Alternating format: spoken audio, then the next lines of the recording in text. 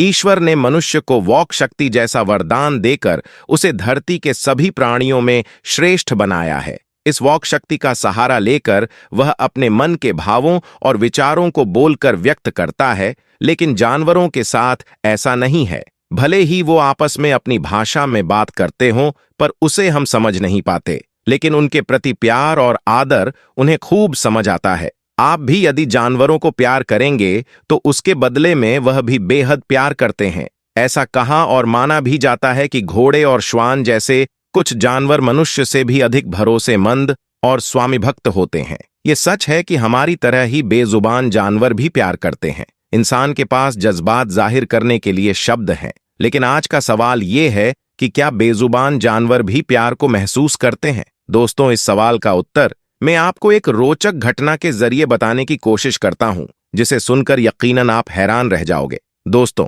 यकीनन ऐसी हैरतअंगेज घटना आपने पहले कभी नहीं देखी होगी, क्योंकि दोस्तों यह वाक्य इतना मशहूर नहीं है और हमें पूरा यकीन है कि आपने इससे पहले यह वाक्य कभी नहीं सुना होगा। तो आज के वाक्य को जानते हैं। तो प्यारे दोस्तों, ये कहानी उस जमाने की है जब हमारा देश आजाद भी नहीं हुआ था और छोटे छोटे रियासतों में हमारा देश बंटा हुआ था। उस जमाने में कश्मीर की वादियों में बसी एक रियासत में एक बहुत ही खूबसूरत लड़की रहा करती थी। एक तो लड़की अपनी खूबसूरती के वजह से पूरे इलाके में चर्चा में बनी रहती थी, और साथ इस लड़की के पास एक बहुत ही आल्हा नस्ल का घोड़ा था, और जो उस लड़की की तरह अपनी खूबसूरती के लिए पूरे इलाके में मशहूर था। कई लोगों ने घोड़े को खरीदने की कोशिश भी की, लेकिन लड़की ने कभी भी उस घोड़े को नहीं बेचा। इधर जिस रियासत में लड़की रहती थी, उसी रियासत का बादशाह घोड़े का बहुत शौकीन था, और उसके राजमहल में एक से बढ़कर एक घोड़े मौजूद थे, और बादशाह अक्सर अपने पसंदीदा घोड़े पर सवार होकर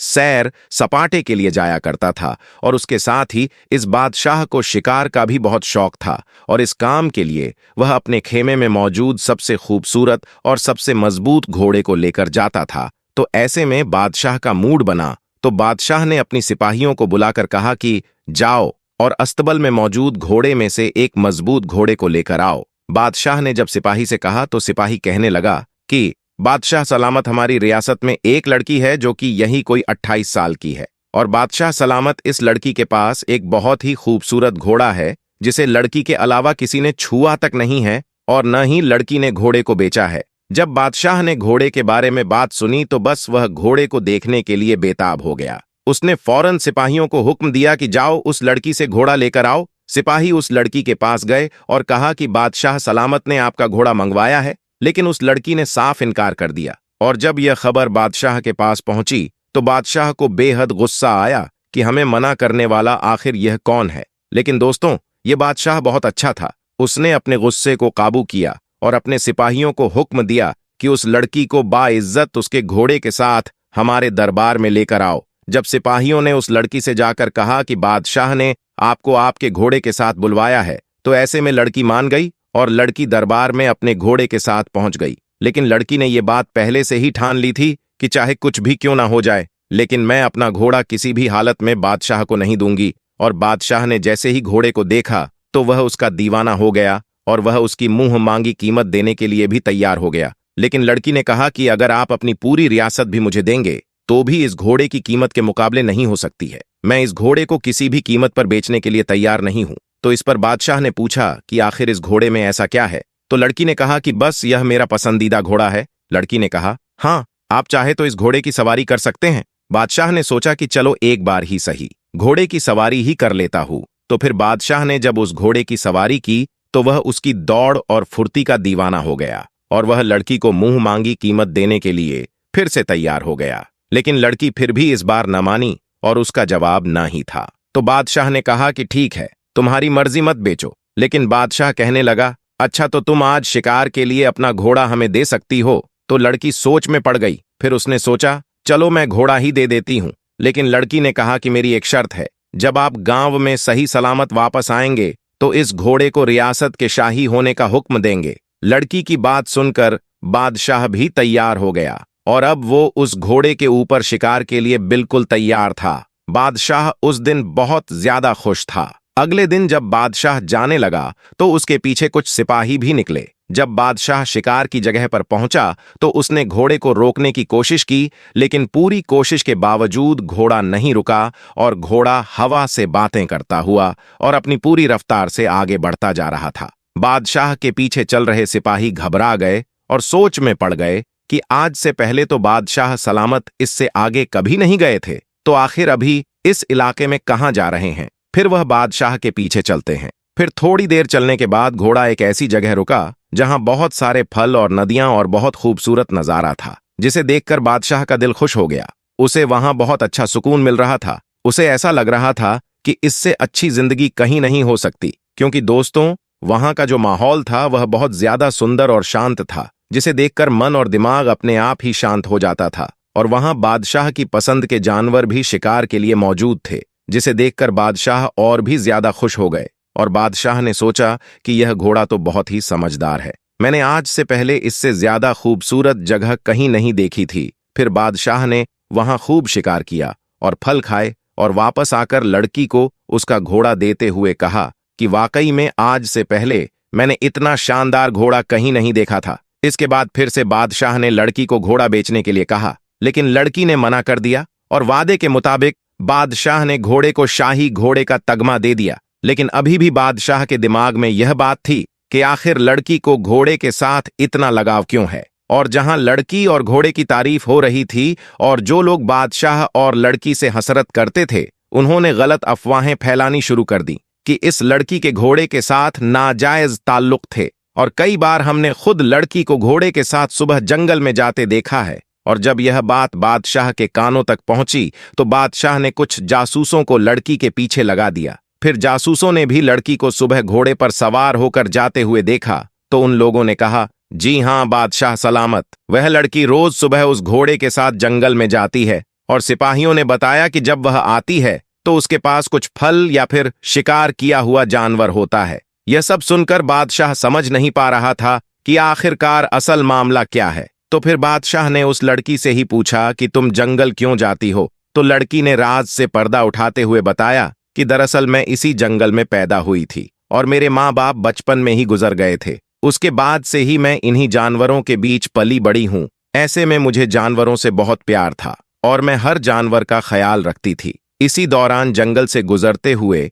एक बुजुर्ग मुझे यह घोड़ा देकर चले गए और उन्होंने मुझसे कहा कि तुम इस घोड़े का ख्याल रखना और यह तुम्हारा ख्याल रखेगा। उसके बाद लड़की ने बताया कि मैं इस घोड़े से इतना प्यार करती थी, इसका इतना ख्याल रखती थी जितना कि बाकी जानवरों से नहीं करती थी। और जैसे जैसे घोड़ा बड़ा होता चला गया तो यह मेरा ख्याल रखने लगा और हमेशा की तरह यह मुझे ऐसी जगह लेकर जाने लगा जहां से मैं कभी गुजरी नहीं थी और वह जगह इससे पहले मैंने कभी नहीं देखी थी। और वहीं से मैं फलों की टोकरी या शिकार किया हुआ जानवर लेकर आती हूँ और उनको बेचकर अपना गुजारा करती हूँ। उसके बाद फिर सब लोगों को समझ में आ गया कि आखिरकार लड़की और घोड़े के बीच में क्या रिश्ता है, और यह जो रिश्ता है यह रिश्ता वफा और मोहब्बत का है।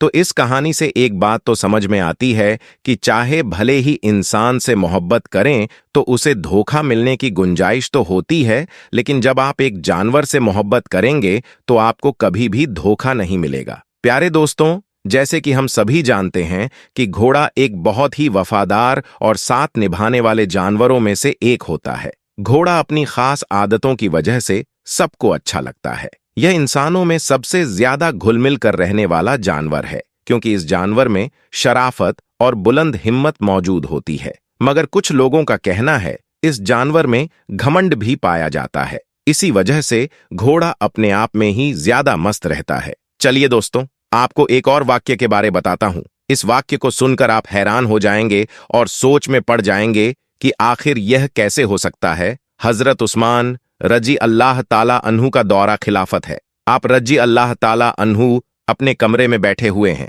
एक बंदा आपके कमरे में आता है और आकर कहता है कि ए अमीनुल मोमिनीन हजरत उस्मान रजी अल्लाह ताला अन्हा, एक बहुत बड़ा हादसा हो गया है। हजरत उस्मान रजी अल्लाह ताला अन्हु ने पूछा, क्या हादसा हो गया है? तो वह शख्स कहता है कि ए अमीनुल मोमिनीन, एक औरत से मैंने शादी की थी और आज उस औरत की शादी को 6 महीने मुकम्मल हो गए हैं और मेरी बीवी ने एक बच्चे को जन्म दे दिया है। अब आपसे मेरी एक दरख्वास्त है कि मेरी शादी को तो अभी 6 महीने ही हुए थे और यह बच्चा कैसे पैदा हो सकता है। अब इस वाकया से पहले दोस्तों, आम लोगों के अंदर यह बात पाई जाती थी कि 6 महीने में बच्चा पैदा नहीं हो सकता, इसलिए वह आदमी भी परेशान हो गया और अपने उस बच्चे को देखा भी नहीं और सीधा अमीनुल मोमिनीन के पास आ गया। हजरत उस्मान रजी अल्लाह ताला अन्हु ने लोगों को जमा किया और मशविरा किया कि यह बच्चा हलाल का है या हराम का। और इससे पहले ऐसा वाक्य कभी भी पेश नहीं आया कि किसी औरत ने 6 महीने के बाद किसी बच्चे को जन्म दिया, और यह पहला वाक्य था। और दोस्तों,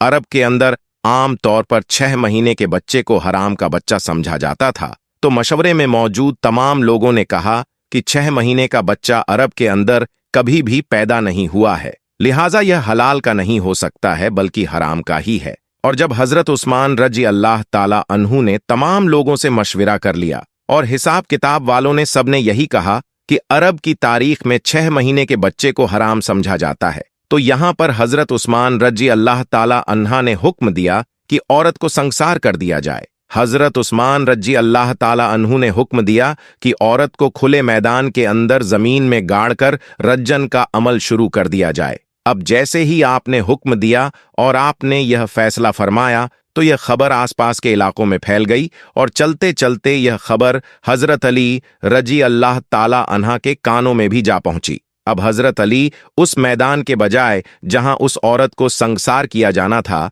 वहां पर ना जाते हुए सीधा हजरत उस्मान रजी अल्लाह ताला अन्हा के पास जा पहुंचे और सलाम करने के बाद अमीनन मोलिनी से पूछा कि उस्मान, क्या आपने यह हुक्म दिया है कि उस औरत को रजन किया जाए जिसने 6 महीने का बच्चा पैदा किया है? तो हजरत उस्मान रजी अल्लाह ताला अन्हा ने फरमाया, मैंने यह हुक्म दिया है क्योंकि उसने हराम का बच्चा जन्मा है और 6 महीने में बच्चा पैदा नहीं हो सकता, और मैंने यह फैसला तमाम लोगों के मशवरे से किया है और सभी ने यह मशवरा किया है कि 6 महीने का बच्चा हलाल का नहीं हो सकता। अब हजरत अली रजी अल्लाह ताला अन्हु ने इरशाद फरमाया और कहा कि ए अमीनुल मोमिनीन, आपने गलत फैसला किया है। हजरत उस्मान रजी अल्लाह ताला अन्हु ने फरमाया कि मैंने अपना हिसाब और किताब लगाया है कि 6 महीने का बच्चा हलाल का नहीं हो सकता है। तो यहां पर हजरत अली ने फरमाया कि उस्मान, 6 महीने का बच्चा तो कुरान से साबित है। अब हजरत उस्मान रजी अल्लाह ताला अन्हु ये सुनकर परेशान हो गए कि कुरान से कैसे साबित है।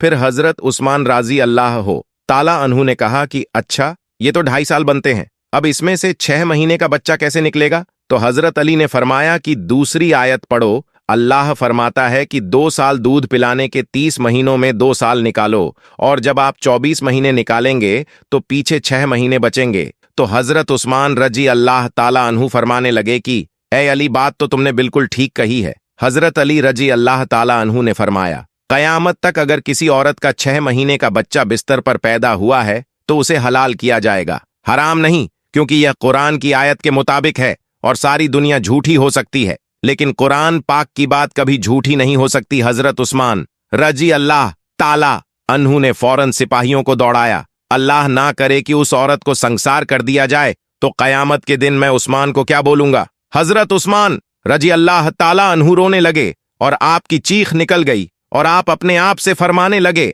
कल कयामत के दिन अल्लाह को तू क्या जवाब देगा? और आपने सिपाहियों से फरमाया कि जल्दी जाइए, उस औरत को बचाइए। हजरत अली रजी अल्लाह ताला अन्हा भी वहां से निकले और वह सिपाही भी निकले। अल्लाह का करम है, ऐसा हुआ कि उस औरत को जमीन में गाड़ दिया गया और उसका सिर्फ चेहरा ही बाहर था और उसकी बहन उसे आखिरी मुलाकात करने आई हुई है और जारोक्ता रो रही है और उससे बातें कर रही है। अब सिपाही भी वहां पर पहुंच गए, हजरत अली भी वहां पहुंच गए। उस वक्त वहां पहुंचते ही हजरत उस्मान रजी अल्लाह ताला अन्हु ने उस रजन को रोकने का हुक्म दे दिया। उस वक्त उस जमीन में घड़ी हुई औरत ने अपनी बहन से एक बात कही है कि ऐ मेरी बहन, मत रो और ना यह गम कर, और कहने लगी कि उस्मान रजी अल्लाह ताला अन्हु के हुक्म से मुझे रजन तो किया जा रहा है, लेकिन मैं अल्लाह की कसम खाकर कहती हूं कि जिन्ना तो बहुत दूर की बात है, खुदा की कसम मुझे किसी गैर महरूम ने छुआ तक नहीं है। और उस औरत को उसी वक्त जमीन से बाहर निकाला गया और हजरत उस्मान रजी अल्लाह ताला अन्हु ने उस औरत को अपने पास बुलाया और उसके बेटे को पेश किया गया। तो मेरे प्यारे दोस्तों, यहां पर एक बात तो मालूम हो गई कि जो 6 महीने में बच्चा पैदा होता है उसे हलाल का समझा जाएगा, क्योंकि कुरान पाक में यह फैसला मौजूद है। तो उम्मीद करते हैं आपको आज की हमारी वीडियो पसंद आई होगी। अगर वीडियो पसंद आई है तो इस वीडियो को लाइक जरूर करें और चैनल को सब्सक्राइब करके साथ लगे बेल आइकॉन को प्रेस कर दे, ताकि हम हमारे चैनल पर जो भी वीडियोस अपलोड करते हैं उसकी नोटिफिकेशन आपको मिलती रहे। इंशाअल्लाह मिलेंगे एक नई वीडियो के साथ। तब तक के लिए सभी को अल्लाह हाफिज।